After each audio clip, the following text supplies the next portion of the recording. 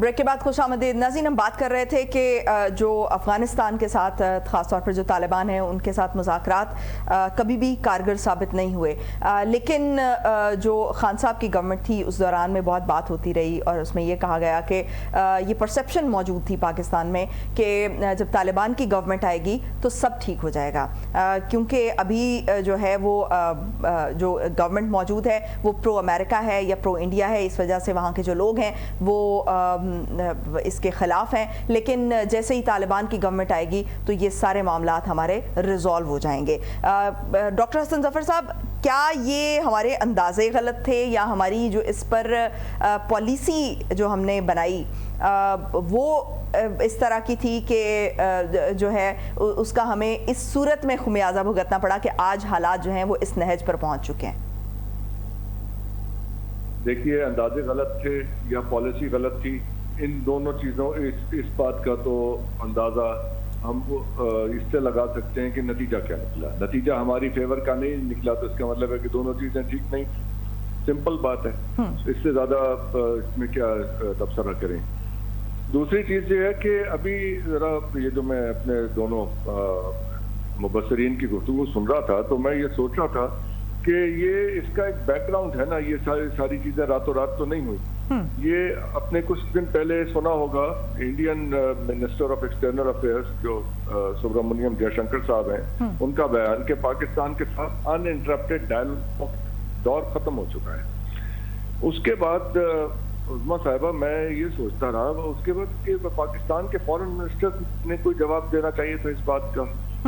तो उस वक्त ख्याल आया कि पाकिस्तान का फॉरेन मिनिस्टर कौन है। यकीन करें, जहन पे बहुत जोर डालने के बाद ये याद आया कि वो इसहाक डार साहब हैं। कभी हमने सुना नहीं उनके मुंह से कुछ फॉरेन अफेयर्स के बारे में, कुछ भी नहीं सुना। अभी जो बलूचिस्तान में वाक़या हुआ है इसके ऊपर कोई डिटर्मिन करना चाहिए था ना किसी चीज़ को कि ये कहाँ से हुआ है। आज ये DGISPR साहब ने आके कहा कि इंटरनल और एक्सटर्नल एलिमेंट्स हैं इसमें, तो मेहरबानी करके ये भी बता देते हैं कि वो कौन लोग हैं। इसे मतलब इतना मुबहिम रखने की क्या जरूरत है इस मामले को? ठीक है ना जी, इफ यू नो तो आप बताएं कौन को, ताकि आप फिर उसके बारे में एक्शन लें। खाली इंफॉर्मेशन देने के लिए हम सुनिए ना, हमें उस इंफॉर्मेशन की जरूरत नहीं है। ये अंदाजे तो हम भी लगा सकते हैं। उसमें इतने बड़े आदमी के आके प्रेस कॉन्फ्रेंस करके हमें ये बताने की कि इससे हमें क्या फायदा हुआ। बाकी जो उन्होंने कहा कि जी उनका इंटरनल मैटर है, वो बिल्कुल इंटरनल मैटर है, उसमें हम इंटरेस्टेड में नहीं है। वो एक डिपार्टमेंटल इशू है, वो अपने एंड पे सॉल्व करें। उस पर भी हम क्या डिस्कशन करें कि वो उसमें क्यूरियोसिटी की भी हमें ज़रूरत नहीं है। वो department procedure will take care of itself. लेकिन असल मसला ये है कि जो बलूचिस्तान में हुआ है उसमें उन्होंने DG साहब ने कहा कि इसमें इंटरनल और एक्सटर्नल फैक्टर्स हैं, प्लेयर्स हैं, तो हमें ये जानना है कि वो कौन है। बेहतर होता कि इसमें फॉरेन मिनिस्टर भी इनके साथ बैठते, या जो हमारी हुकूमत के जो अरकान इसके जिम्मेदार हैं इंटरनल सिक्योरिटी के, मोहसिन नकवी साहब बैठते, फॉरेन मिनिस्टर साहब बैठते। अगर तो इंटरनल और एक्सटर्नल दोनों हैं तो ये दोनों मिनिस्टर्स होने चाहिए थे इस डिस्कशन में, ताकि ये मामला किसी तो देखिए, हमें ये पता चलना चाहिए, हमें इत्तला की जरूरत नहीं है।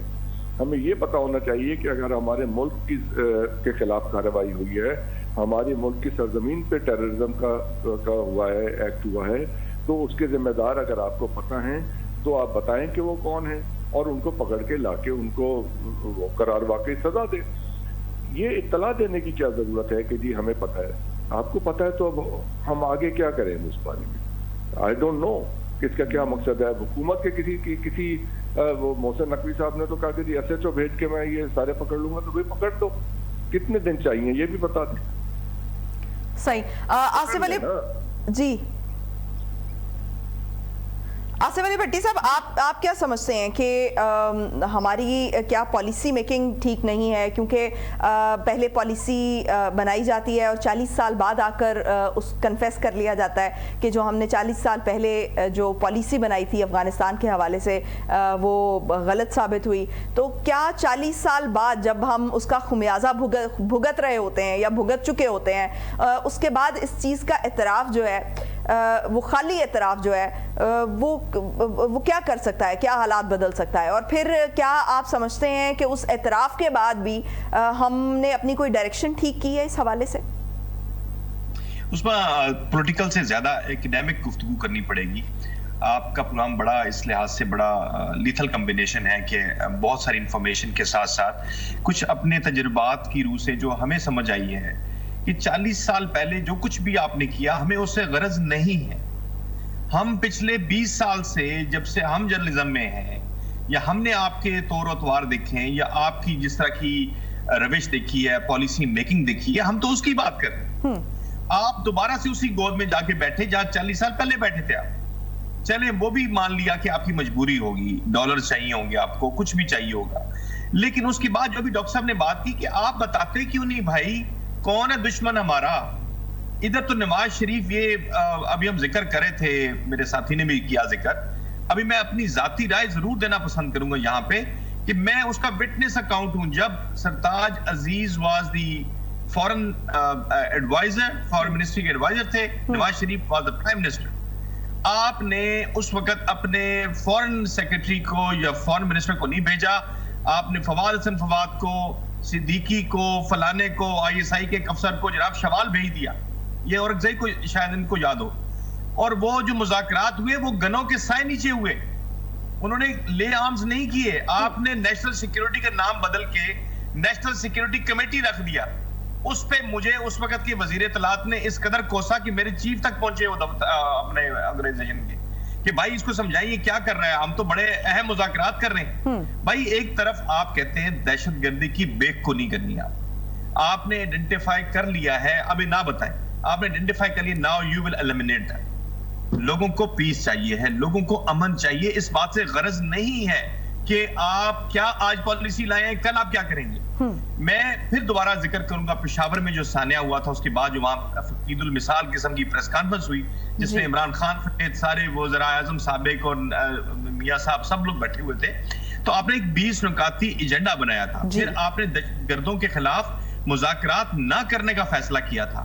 جب آپ یہ کہتے ہیں تو یہ اگر یہاں کے لوکل ایلیمنٹس ہیں, چاہے ہمیں پتہ ہے پورے پنجاب سے گئے ہوئے ہیں, جنوبی پنجاب کے لوگ ہیں, جنگ سے لوگ ہیں, رحیم یار خان سے, ملتان سے, پتہ نہیں کہاں سے یہ چوچو کا مربع بنا ہوا ہے. لیکن اس کے بعد صدر عارف الوی کی طرف سے انہی لوگوں کو عام معافی کے اعلان پر بھی غور کرنے پر بات ہوئی تھی.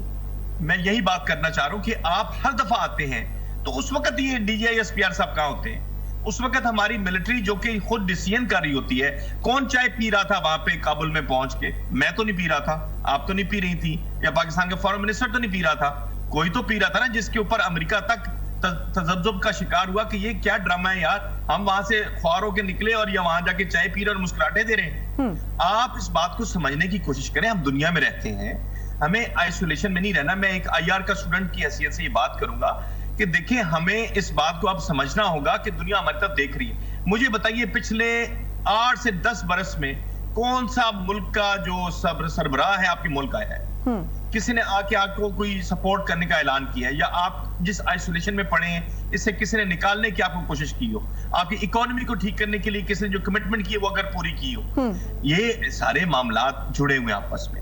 جب تک ہماری نیت, میری نیت ٹھیک نہیں ہوگی کہ میں نہیں چاہتا کہ وہ دہشت گرد ایلیمینیٹ ہوں, میں ان سے نیگوسیشنز نہیں کروں گا. اچھا عمران خان کہاں سے نیگوسیشن کر لیتا ہے بھائی؟ آپ کے دائیں باجوہ اور کھبے ہاتھ فیض حمید ہے, تو یہ کون فیصلہ کون کر رہا تھا؟ میں فیصلہ کر رہا تھا یا وہ جرنلسٹوں سے پوچھے تھے فیصلہ کرنے کے لیے مذاکرات کریں گے؟ یہ سارا عثمان جی بات یہ ہے کہ ہماری نیت کا سارا دار و مدار ہمارے جو اعمال ہیں وہ ہمارے سامنے نظر آ رہے ہیں. ہم جس دن یہ فیصلہ کر لیں گے, جس وقت ہم نے یہ فیصلہ کر لیا کہ یہ جو نام نہاد گروپس ہیں, چاہے نام خوارجی رکھیں, چاہے طالبان رکھیں, چاہے کچھ بھی رکھیں, آپ مجھے بتائیں وہاں پہ اسٹیبل گورنمنٹ ہے کہ نہیں ہے افغانستان کے اندر؟ انہوں نے کسی سے نہ ان کی ایکسپورٹس ہیں, نہ ان کی امپورٹس ہیں, نہ ان کا کوئی ڈیولپمنٹ ہے, نہ وہاں پہ کوئی انویسٹمنٹ ہے. پیسہ کہاں سے آ رہا ہے؟ آپ بات کو سمجھنے کی کوشش کریں. ہمیں دنیا کی اکانومی کے ساتھ, دنیا کے چال چلن کے ساتھ ہمیں یہ اب کمٹمنٹ شو کرنی ہوگی کہ اب تک جو ہم نے فیصلے 40 سال پہلے کی چھوڑ دیں, 20 سال پہلے کی وہ بھی چھوڑ دیں. آپ نے 20 نکاتی نیشنل ایکشن پلان بنایا, اس پر عمل درآمدی کر کے دکھا دیں. میں بار بار اسی کی بات کرتا ہوں کیونکہ وہ ایک کانسٹیٹیوشنل پوزیشن ہے, وہ ایک قانون اور آئین کے مطابق ڈیسیژن ہے. آپ پریس کانفرنس کو چھوڑ دیں, آپ سمپلی لوگوں کو بتا دیں کہ یہ لوگ ہیں، یہ دشمن بیرون ملک یہ والا ہاتھ ہے اور اندرون ملک یہ والا ہاتھ ہے، اور اب ہم نے فیصلہ کر لیا کہ ہم نے ان کو ایلیمینیٹ کرنا ہے، تو آپ کریں، قوم تو آپ کے ساتھ کھڑی ہے. صحیح. ہمیں اس وقت جوائن کیا ہے بریگیڈیئر محمد اسلم گھمن صاحب نے. بریگیڈیئر صاحب بہت شکریہ آپ کے وقت کا. بریگیڈیئر صاحب کیا سمجھا جائے کہ آج کی جو پریس کانفرنس ہے اس کا مقصد کیا تھا؟ کیا جو فوج ہے اس نے کوئی ایک کلیئر سٹینس لے لیا ہے؟ بسم اللہ الرحمن الرحیم. بہت ہی شکریہ ایل ٹی وی کا. یہ دیکھیے جو ریپیٹیڈ کانفرنس کر رہے ہیں آج وہ قوم کو باپ ہم کے خلاف جنگ لڑنی ہے. ہمارا سیاست سے ہمارے پاس ہم کا مقصد بار بار طالبان ہے شکل میں بھی جو معصوم ان کا کوئی مذہب نہیں، ان کو ہم نے کرنا ہے. اور یہ گھمن صاحب تھوڑی سی آواز میں آپ کے ڈسٹورشن آ رہی ہے، اس کو ٹیکنیکل اس معاملے کو دیکھتے ہیں، اس کے بعد میں آپ سے بات کرتی ہوں. رفعت صاحب، جو یہ سارا معاملہ ابھی آپ نے گفتگو بھی سنی، آپ کیا سمجھتے ہیں کہ یہ اور آپ چونکہ یہ مذاکرات وغیرہ کو کلوزلی اس کو کرتے بھی رپورٹ بھی کرتے رہے ہیں، تو آپ کیا سمجھتے ہیں کہ کیا نیت میں کچھ کمی ہے؟ کیا جو ہے وہ اس مسئلے کے حل کی طرف خود اپروچ نہیں کیا جاتا؟ کیا معاملہ کیا ہے کہ ہم اس کے حل کی طرف اتنے سالوں بعد بھی نہیں بڑھ رہے ہیں؟ دیکھیں، یہ یعنی وقتاً فوقتاً جو ہم دیکھ رہے ہیں، میرے خیال میں جو ہماری پالیسی ہے وہ بالکل بھی جو ہے نا اس کا کوئی ہمیں سر اور پیر معلوم نہیں ہے کہ ہماری جو افغان پالیسی ہے وہ کیا ہے، ہماری جو ملیٹنسی اور ٹیررزم کی پالیسی وہ کیا ہے. اب آپ دیکھیں کہ یہ جو 2022 میں جب عمران خان صاحب کی حکومت تھی تو ہم نے طالبان کے ساتھ مذاکرات کیے، اور یہاں سے جنرل فیض حمید جو ہے نا وہ جا کے D G I S I کے طور پہ انہوں نے وہاں کابل میں بیٹھ کے جو ٹی ٹی پی کے جو مشران تھے، رہنما تھے، ان کے ساتھ مذاکرات کیے. اور یہ میرے خیال میں پہلی دفعہ اس طرح ہوا، کیونکہ اس سے پہلے جب بھی ہم نے مذاکرات کیے ہیں تو ایک قبائلی جرگہ ہوتا تھا. وہ ظاہر ہے کہ اس کے پیچھے فوج تھی، لیکن اس کو آگے کیا جاتا تھا، وہ جو ہے نا مذاکرات کرتے تھے. تو یہ پہلی دفعہ اس طرح ہوا کہ انہوں نے جو ہے نا جا کے ڈائریکٹ ان سے مذاکرات کیے. اور پھر یہ ہے کہ وہ جو جس سے تھوڑا سا قبائلی عمائدین بھی انوائے ہوئے تھے. بالکل. تو وہ آپ کی جو اس وقت جنرل باجو صاحب جو ہے نا آرمی چیف تھے، اس کی یہ پالیسی تھی. اور اب جب عاصم منیر صاحب ہے تو یہ کہتے ہیں کہ اب ہم نے جو ہے نا ٹی ٹی پی کے ساتھ ڈائریکٹ مذاکرات نہیں کرنے ہیں، اب ہم نے جو ہے نا افغان طالبان کے ساتھ مذاکرات کرنے ہیں. تو وہ ایک اور ایکسٹریم تھی اور یہ ایک اور ایکسٹریم ہے. تو یہ جو ہے نا ہمیں بالکل اس کی سمجھ نہیں آتی. اب یہ جو ابھی سب سے بڑی جو ہماری چیلنج ہے وہ تو یہی تحریک Taliban Pakistan T T P ہے نا. یہ ٹی ٹی پی تقریباً 16 سال پہلے یہ تنظیم بنی، تو ہمیں یاد ہے اس وقت ہم رپورٹ کرتے تھے، ہمارے سامنے بنی. یہ اس وقت کچھ بھی نہیں تھی یہ تنظیم. اور یہ جو ہے نا مطلب کرتے کرتے پھر اس کی تقریباً کوئی 14-15 مرتبہ ہمیں یعنی حکومت پاکستان نے ان کو انگیج کیا. کوئی 6-7 ان کے ساتھ بڑے بڑے معاہدے ہوئے جو بالکل یعنی وہ ریٹن ہے. 6-7 معاہدے ہوئے، اور ہر معاہدے کے بعد ہم نے دیکھا ہے کہ ان کی طاقت بڑھتی گئی. اور جو یعنی اب یہ بالکل ہمارے سامنے ہوا. تو اب یہ وہ ایک ایسے سٹیج پہ پہنچ گئے ہیں کہ اب وہ ایک بہت بڑی تناور جو ہے نا درخت کی شکل میں موجود ہے، ایسے سمجھ لے. اب وہ یعنی جب سے افغان طالبان افغانستان کے اندر ان کی حکومت آئی ہے تو ٹی ٹی پی کی طاقت اور بھی بڑی ہے.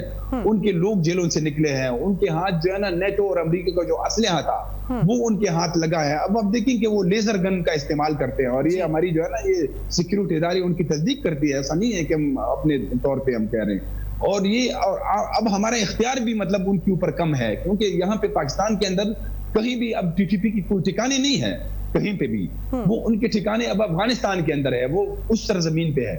تو اس سرزمین پہ اگر ہم ڈائریکٹ جاتے ہیں، وہاں پہ کارروائی کرتے ہیں، تو پھر ہماری جو ہے نا وہاں پہ ایک حکومت ہے، اب ہماری پھر ان کے ساتھ ڈائریکٹ کلیش بن جاتی ہے. لیکن افغان طالبان کا تو سٹینس یہی رہا ہے کہ ٹی ٹی پی کے ساتھ جو معاملات ہوں گے وہ آپ خود طے کریں گے. جی سوری، یہ آواز کٹ رہی تھی. میں نے کہا کہ جو افغان طالبان ہیں ان کا ہمیشہ سے یہ سٹینس، جب سے وہ گورنمنٹ میں آئے ہیں ان کا سٹینس یہی رہا ہے کہ آپ ٹی ٹی پی کے ساتھ خود اپنے معاملات ٹھیک کریں. بالکل. یہ تو یہ ابھی جب انہوں نے مذاکرات کا سلسلہ شروع کیا تھا تو وہ کہہ رہے تھے کہ ہم ایک فیسیلیٹیٹر کے طور پہ مطلب ہم آئیں گے, یعنی ہم آپ کو ان کے سامنے بٹھائیں گے, لیکن اگر آپ جو بھی آپ لوگوں کے ڈیمانڈ جس کی بھی ہے وہ تو آپ لوگوں نے آپس میں طے کرنے ہیں. اور آج بھی جو ہے نا ابھی تقریباً کوئی 2 ہفتے پہلے بھی ایک جو افغان طالبان کے ترجمان ذبیح اللہ مجاہد نے ایک پاکستانی میڈیا کے ساتھ بات کی تھی, اور اس نے پھر اس بات کو دہرایا تھا کہ اگر پاکستان چاہتا ہے تو ہم ان کے طالبان کے ساتھ ٹی پی کے ساتھ ان کے مطلب ہم رابطے جو ہے نا ہم کروا سکتے ہیں, لیکن آگے پھر جو ہے نا وہ مطلب جو بھی بات ہوگی وہ ان کے آپس میں خود کریں گے. تو یہ اب یہ ایسے ایک مطلب اسٹیج پہ ہم پہنچ چکے ہیں کہ اب یعنی اب آج بھی جو کل رات کو بھی جو ہے نا یہ خرم ایجنسی کے پاس جو پاکستان کی سرحد ہے افغانستان کے, اس میں جو ہے نا وہ ایک بارڈر کلیش ہوا ہے. تقریباً 2 گھنٹے تک رات کو جو ہے نا وہ فائرنگ ہوتی رہی دونوں طرف سے, افغانستان کی طرف سے بھی. اس میں کوئی ہلاکت نہیں ہوئی ہے, لیکن اب مطلب یہ حالات بہت کشیدہ ہے. تو اب ہمیں جو ہے نا ایک ایسے عمل کی طرف آگے جانا ہے کہ ایک بامانی مذاکرات ہو, ایسے مذاکرات ہو, سیریس ایکشن سنجیدہ لیں اس معاملے کو. بٹی صاحب آپ کچھ کہنا چاہ رہے تھے, میں پھر گھمن صاحب کی طرف بڑھوں گی. جی میں یہ کہنا چاہ رہا تھا کہ اور زئی نے جیسے مینشن کیا ہے کہ ہم مذاکرات کی طرف جاتے ہیں, مجھے بتائیے کہ ابھی ہم اصولی طور پہ چاہتے کیا ہیں. میرا بار بار ایک ہی سوال ہے, اگر ہمارے طاقتور سن رہے ہیں کہ ہم لوگ جب بات کرتے ہیں مذاکرات کی تو جو ہر دور میں ہوتے رہے ہیں, چاہے وہ پیپلز پارٹی کا دور اب بے نظیر بھٹو صاحبہ قتل اسی لیے ہو گئی کہ انہوں نے پہلے اعلان کیا تھا کہ میں تو جا کے بات چیت کروں گی, ان کو مروا دیا گیا. اس کے بعد جب آپ کی پیپلز پارٹی کی گورنمنٹ آئی تو آپ نے مذاکرات کیے. رحمان ملک کیا کرتا تھا سارا دن ٹیلی فون پہ. اس کے بعد جب پی ایم ایل این کی گورنمنٹ آئی تو آپ نے تو مذاکرات شمال میں جا کے کیے, آپ نے گنز کے سائے میں کیے جا کے, وہ بھی کامیاب نہیں ہوئے. پھر آپ کی یہ دوسری گورنمنٹ آ گئی اپنا جناب عمران خان صاحب. مجھے یہ بتائے کہ اصل میں نظام کو کون چلا رہا ہے, ہمیں اس بات کو ذرا بالکل کلیئر انداز میں دیکھنا ہوگا. ایک بات. دوسری بات یہ ہے کہ افغانستان کے اندر اب ان کی اپنی حکومت ہے, یہ ماننا پڑے گا چاہے وہ دہشت گرد ہیں یا نہیں ہے. اب آپ کو ماننا پڑے گا کہ طالبان کی حکومت ہے وہاں پہ. اب آپ کو ان کے ساتھ ایسے نیگوشیشنز کرنے ہیں, ایسے مذاکرات کرنے ہیں کہ یہ جو فتنہ آپ کے پاس موجود ہے, جس کے ہائیڈ آؤٹس ابھی انہوں نے تصدیق کیا رفت نے کہ وہ افغانستان کے اندر ہے, تو اب آپ کو نا مقصد طریقے سے دنیا کو انگیج کرنا ہوگا. یہ ایک میں ایسی بات کروں, یہاں پہ یونیورسٹیز میں ڈیبیٹ ہو رہی ہے کہ پاکستان کے اندر جو ہے وہ کیوں امن نہیں آ رہا یا خطے میں کیوں امن نہیں ہو رہا. تو اب آپ کو یاد ہوگا ٹرائی لیٹرل مذاکرات بھی ہوئے تھے اور ملٹی لیٹرل بھی ہوئے تھے. اس کے اندر جو امریکہ تھا, چائنا تھا اور افغانستان تھا اور پاکستان تھا. اور مجھے یاد ہے کہ وہ اس وقت ملا ضعیف کو وہاں سے کراچی سے چھڑوا کے لایا گیا, مری میں مذاکرات ہوئے تھے. اور میں اپنی خبر کی بنیاد پہ یہ بتا رہا ہوں آپ کو کہ اس وقت ملا برادرز کی رہائی کے لیے بات ہو رہی تھی اور آپ نے وہ کر دیا. لیکن مسئلہ یہ وہیں کا وہی ہے, آپ تو روزانہ مار کھا رہے ہیں, آپ تو روزانہ شہید اٹھا رہے ہیں. تو میرا یہ صرف ایک پوائنٹ ہے کہ اب آپ کو دنیا کو دوبارہ سے ری انگیجمنٹ کرنی پڑے گی. United States is gone from that territory. آپ کو ان کو انگیج کرنا پڑے گا کہ آپ امداد بے شک دے نہ دیں, لیکن امن کے لیے ہماری اکانومی تباہ ہو گئی ہے, ہماری معیشت تباہ ہو گئی ہے, ہمارے لوگ تباہ ہو رہے ہیں, ہمارا انفراسٹرکچر تباہ ہو گیا, ہمارے شہید روزانہ ہم اٹھا رہے ہیں. تو اس کے لیے چائنا جو ہے, جو کوریڈور پہ ہماری بات چیت ان کے ساتھ ہے, اس کے ساتھ جو لا اینڈ آرڈر ہے اس کو ڈسکس ہونا چاہیے, پلس ایران ہے, اور پھر اس کے بعد آپ دنیا کے دیگر جو اسٹیک ہولڈرز ہیں, نیٹو ہے وغیرہ ہے, ان کے ساتھ انگیجمنٹس رکھیں. تو میرا خیال میں کوئی نہ کوئی پیش بندی اب آپ کو کرنی پڑے گی, کوئی نہ کوئی صورت. رائٹ. گھمن صاحب, جس طرح سے بھی بات ہو رہی تھی کہ دہشت گردی جو ہے وہ دن بدن ایک بڑا چیلنج بنتا جا رہا ہے پاکستان کے لیے, آپ کیا سمجھتے ہیں کہ کیا حل ہے؟ کیونکہ آج جو خان صاحب ہیں انہوں نے بھی کہا کہ 2004 سے دہشت گردی ختم کرنے کے لیے آپریشن کر رہے ہیں, کیا فرق پڑا ہے؟ ان کے خیال میں تو مذاکرات بہت اہم تھے اور مذاکرات کے ذریعے جو ہے وہ بات چیت کی جا سکتی تھی اور یہ معاملے کو حل کیا جا سکتا تھا. لیکن پریکٹیکلی ہم نے اوور پیریڈ آف ٹائم ہم نے دیکھا کہ مذاکرات کبھی بھی اس کا حل نہیں رہے, ہمیں ان دی اینڈ جو ہے وہ آپریشنز کرنا پڑے, اور آج بھی وہ دہشت گردی ایک ناسور کی طرح جو ہے وہ پھیل چکا ہے. کیا دیکھتے ہیں اس کا حل؟ دیکھیں جی, آپ نے بالکل صحیح کہا, نیگوشیشن جو ہے بات یہ مسئلوں کا حل ہوتا ہے, تشدد نہیں ہوتا. لیکن ہمیں تھوڑا پیچھے جانا پڑے گا. 9/11 کے بعد جب انڈین آگے وہاں سے, وہ انہوں نے آ کر یہاں آپ کو پتا ہے 12-13 اپنے اڈے بنا دیے بارڈر کے ساتھ, اور وہ ٹریننگ دے کر وہ ہمارے جو TPP یا دوسرے دہشتگرد لوگ تھے ان کو ٹریننگ کر کے پاکستان بھیجتے تھے. جس طرح بھی افغانستان میں بلوچستان میں انڈیا انوالو ہے, اس طرح افغانستان میں بھی انڈیا گھسا ہوا ہے. وہ کیونکہ کوئی جب تک ان کو کوئی سپورٹ نہیں کرے گا وہ نہیں آ سکتے. چلے گھمت صاحب, یہ تو دشمن عناصر تو ایک کانسٹنٹ فیکٹر کر دینا کہ جہاں پہ دشمن عناصر کو موقع ملے گا وہ تو گھات لگا کر بیٹھے ہوں گے اور وہ اس کا استعمال کریں گے.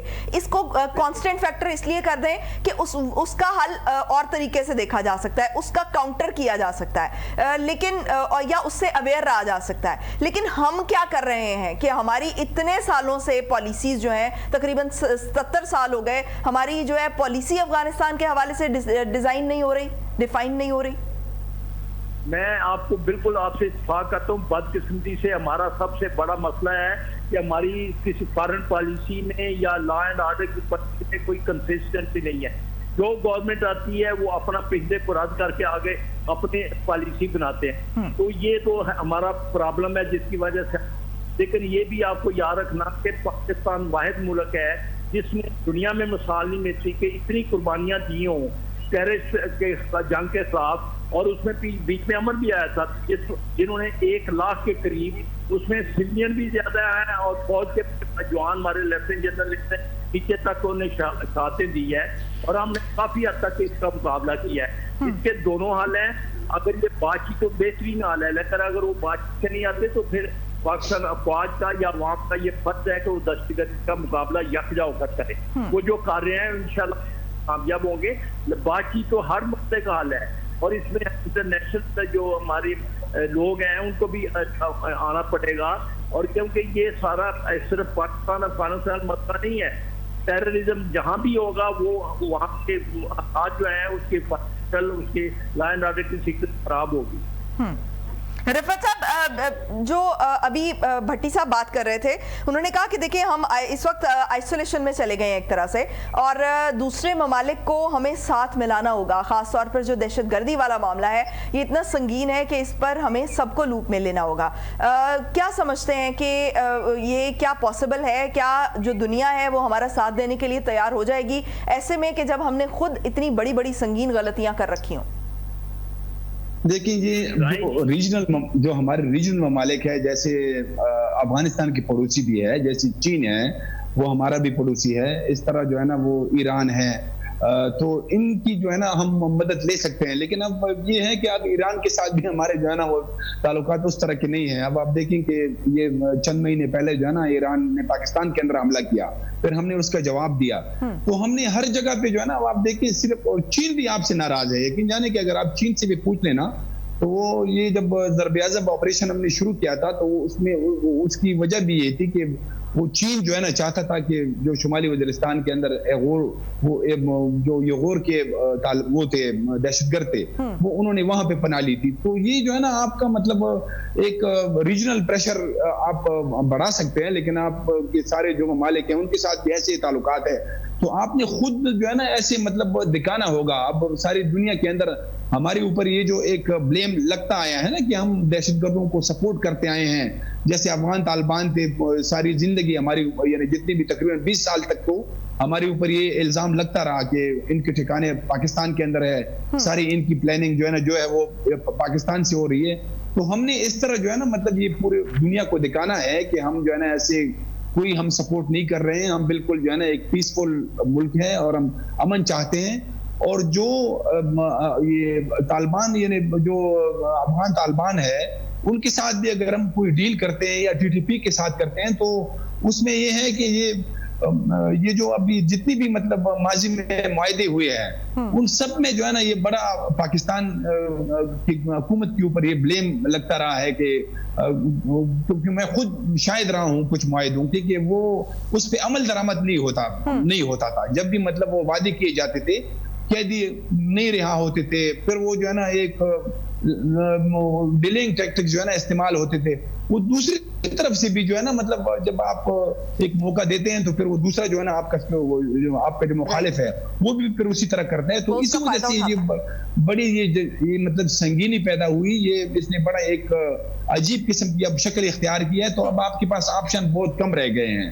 اب جو ہے نا اب ہم یہاں سے ہم نے جو ہے نا بڑا یعنی ایسے سٹیپ لینے ہیں، کیونکہ اب صرف یہ دہشت گردی صرف پختونخوا کے اندر نہیں ہے، اب جو ہے نا بلوچستان کے اندر بھی بڑے سنگین حالات ہیں. تو یہ جو 2 صوبے ہیں یہ جو ہے نا ایسا لگ رہا ہے کہ یہ آپ کے ہاتھ سے نکل رہے ہیں. اب آپ نے جو ہے نا بالکل ایک کنکریٹ قسم کی جو ہے نا ایک پالیسی بنانی ہے کہ جو بلوچستان کے اندر بھی جو دہشت گرد گروپس ہے یا جو ناراض لوگ ہیں ان کے ساتھ بھی آپ نے مل بیٹھ کے جو ہے نا بات کرنی ہے، کیونکہ انسرجنسی اور اس طریقے سے جو ہے نا یہ آپ اس کا کوئی حل نہیں ہے. اور ادھر بھی جو ہے نا جو اگر یہ گروپس ہیں تو اس کے ساتھ بھی بیٹھ کے آپ نے جو ہے نا ایک بامانی مذاکرات کرنے ہیں.